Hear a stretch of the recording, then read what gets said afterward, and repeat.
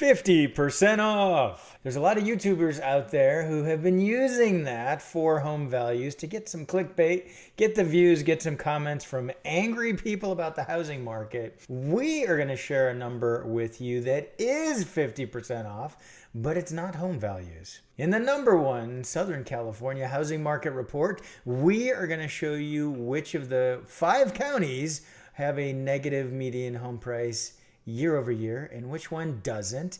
Can you guess? Hey there, Christian Walsh, real estate agent with Wire Associates. We have been helping buyers and sellers make the best data-driven decisions during these crazy days. So if you're ready to dive into the single family, multifamily, and median home price numbers for LA, Orange County, San Diego, Riverside, San Bernardino, and Ventura counties, hit that like button.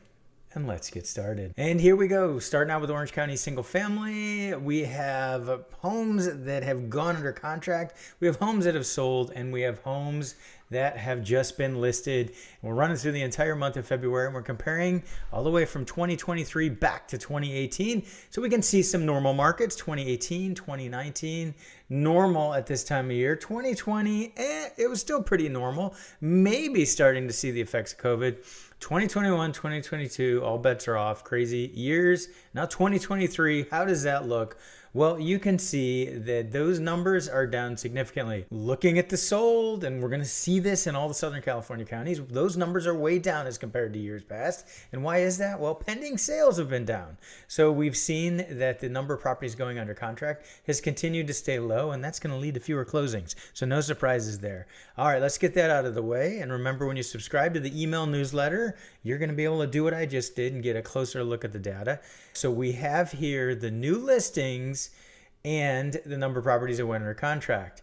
And what we have, you can see these numbers, they were close in the past. We had new listings very close to the number of properties that went under contract in 2021. But here we have what I've dubbed the twist, and I've been calling the twist during the crazy years when we had more twists. We have it again. Now we're at record lows for both numbers. But if you're out there shopping in Orange County, you will see that there's going to be multiple offers, going to be a lot of people at open houses. It is, for all intents and purposes, a seller's market.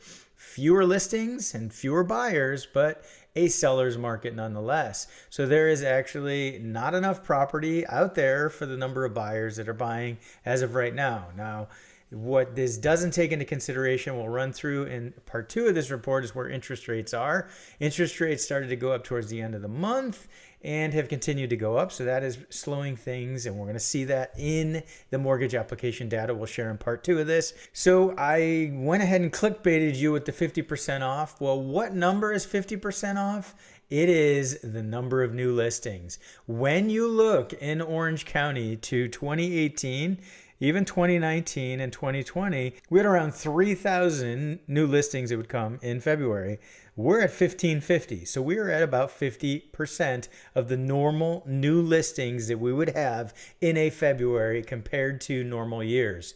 So there is your 50% off. It's not leading to 50% off in prices. Where we are seeing 50% off is a number of new listings. Same trend in Los Angeles. We're going to see this in all of Southern California. No surprises, but you do need to see exactly where the numbers are and see how close pending sales and new listings are. So you can see here, again, numbers all down, but the pending sales and new escrows are closer together than they've been in years past. So we again have a low number of listings, not quite 50%, but still very low in comparison to previous years and normal years. You've heard me talk about this before, and it's worth repeating because we're getting towards the end of the eviction moratorium in LA County.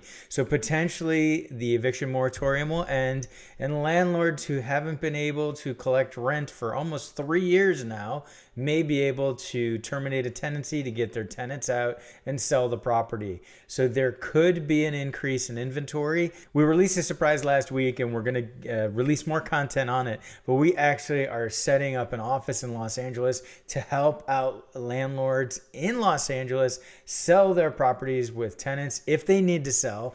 And tenants, I know you don't like to hear this, but we're going to make sure we follow the letter of the law and make sure you get any relocation assistance that is owed to you as a tenant. So if you are stuck in a situation where a landlord has to sell, wouldn't it be great if somebody could guide you, landlords and tenants, on doing it the right and legal way? Well, that's what we do. So we do expect, as the eviction moratorium ends, we're going to see a tick up in the number of new listings. And that's both for the single family market, the houses and condos, and we also expect it for the multifamily market, although those numbers come up next. Moving on to Riverside, and we can see numbers are down.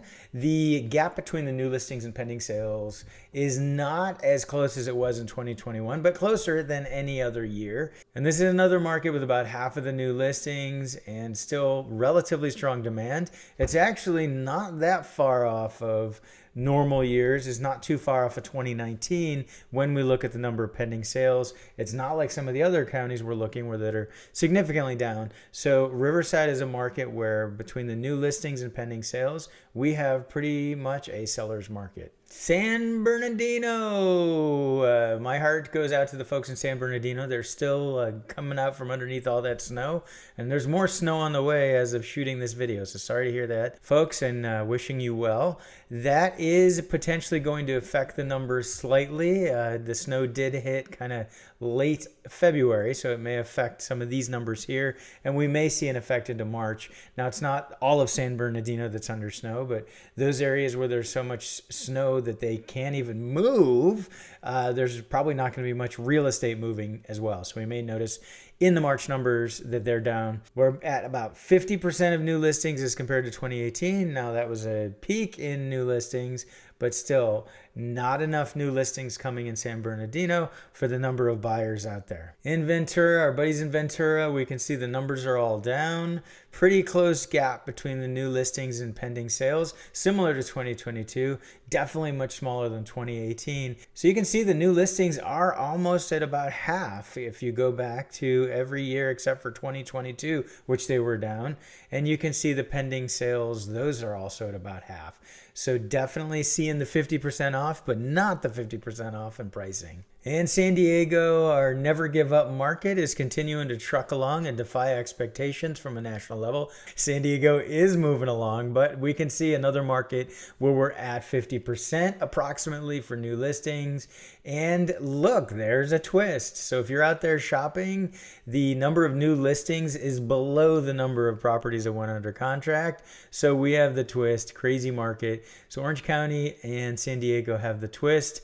They are often sisters from different misters, and they continue to both move along. And we'll take a look at median home price to see how those compare for all these different counties after the multifamily numbers. If you like our data, you are going to love working with us. If you are thinking of buying or selling in Southern California or beyond, make sure you reach out. And don't forget that now we're based in LA as well. We have a link below so you can reach out. Moving into the multifamily data, one of the only places you're going to get the Southern California counties. This is everything 2 units and larger on the multiple listing service, starting out with Orange County. And we can see the numbers down like we're seeing for single family. The number of new listings and pending sales are down. Sales down as well, of course, because we've seen a drop in pending sales.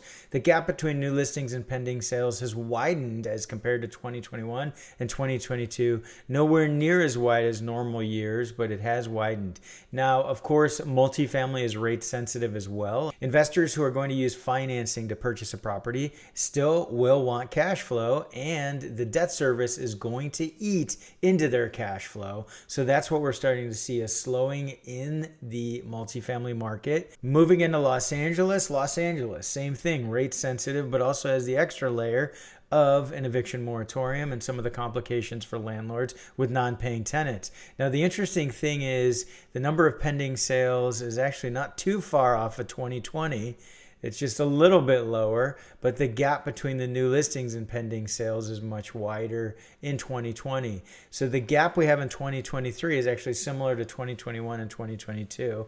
and it'll be a market we'll have to continue to track and see. We may start to see an increase in the number of new listings for two reasons. One is the end of the eviction moratorium, and two is Measure ULA. And I don't know if you've seen my video on that, but there will be additional taxes owed, additional documentary transfer taxes that will be owed for sales $5 million and over. So that goes into effect on April 1st. There may be a few people trying to beat that deadline, although it doesn't look like it. We're not seeing a big increase yet, but we may start to see an increase maybe in the first 2 weeks of March as more people start to take that seriously. That will add an additional couple $100,000 potentially to certain sales in LA City, so make sure you check out that video. Moving on to Riverside, and it was a crazy market in 2018 for new listings back then, quite a few, but we're at less than half now in 2023. Demand is down as well, but not too far off of 2019. There's a small gap between new listings and pending sales, but it was smaller in 2020 and 2021. So really, other than looking back at the extreme number of new listings in 2018, it's a relatively normal graph with a few ups and downs. Moving on to San Bernardino, again, there may be some effect from the heavy snows in these numbers. New listings way down, about half of 2018. Pending sales down, not extremely low, not crazy as compared to 2020 and 2019. Obviously looks low compared to 2021 and 2022 when rates were much lower and properties were thrown off cash flow as rents went up. Ventura multifamily, just not as many properties there, not as much trades. In the past couple updates we've done for Ventura, we've seen nothing go under contract, but now we have one that did, and there's just 3 listings. So just kind of an uneventful multifamily market. Price it right and it will go in Ventura. In San Diego, we can see listings have dropped, but demand is relatively solid. I mean, other than 2021, we had 83 that went under contract in February. We can see 58 isn't all that far off of 2022 and past years. And then we can see the gap between new listings and pending sales is very tight, tighter than it's been for multifamily this time of year in San Diego. So let's see how this trend continues. If demand continues to go up and those new listings continue to go down, we could actually have a twist for multifamily in San Diego. We'll have to see what happens next month. So I should probably wait. As we've shown in past videos, occasionally the data changes as they crunch more numbers and we get to the middle of the month. But I don't want to wait until the middle of the month. I want to get into these numbers for you because this is the question. A lot of folks are asking, what is happening to prices? Are prices dropping? Are they going to 50%? No, they're not going to go to 50%. But where are they right now? So let's take a quick look at median home price. All right, month over month, Orange County, we can see that we have an increase. And we can see in Los Angeles that we have a decrease. In Riverside, we have an increase. So that is month over month. We can see that the numbers have gone up in 2 of the counties. LA, it has gone down. Now, typically this time of year, prices do start to go up. But now let's talk about year over year for median home price. And that's where the rubber meets the road. And we can see Orange County year over year is down about 3%. LA down about 6%. Riverside down about 3%.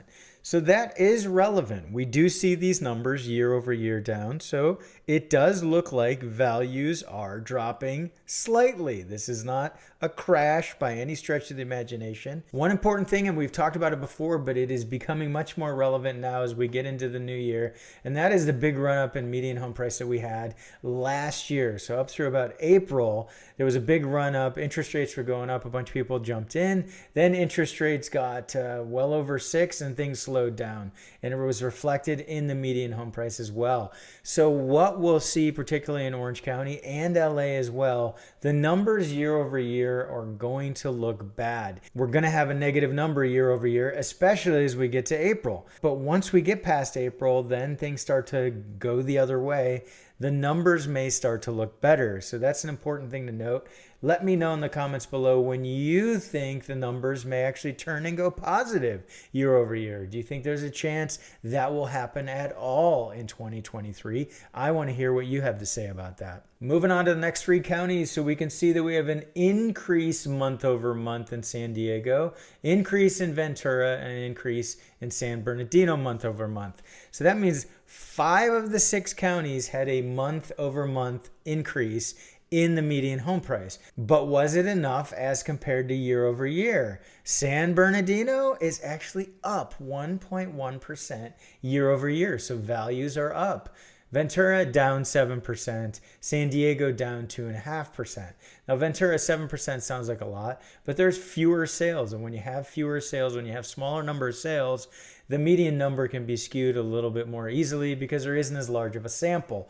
So I'm going to attribute at least some of that to what's going on in Ventura as we've seen sales drop. San Diego, even though the market's on fire down there when we run our numbers, there is a 2.5% drop year over year. So it'll be interesting, again, to see what happens. And all 3 of these also exhibit that same big run up in value through about April, and then the number started to turn. So again, year over year, as we get through these next couple months, are going to look terrible, in my opinion, because we had the big run up. Just as rates were starting to go up, we had the last people jumping in to buy. Once we get beyond April, May, into June, July, I don't think the year over year numbers are going to be as bad, but it will depend on where interest rates are, how many new listings there are, and how much demand there is out there. And you know where you're going to find those answers right here on this channel. And be on the lookout for part 2 of this video where we cover the Altos Research Report data and run through mortgage applications and mortgage interest rates. Question for you, would you be interested in a live stream about the Southern California housing market data? Let me know in the comments below. You don't know what you're missing if you're not subscribed to our free weekly email newsletter, so make sure you click the link to do that. And check out this next video where we dive more into the Southern California housing market update. Thanks for tuning in. This has been Christian Walsh, real estate agent with Wire Associates, and we want to hear from you.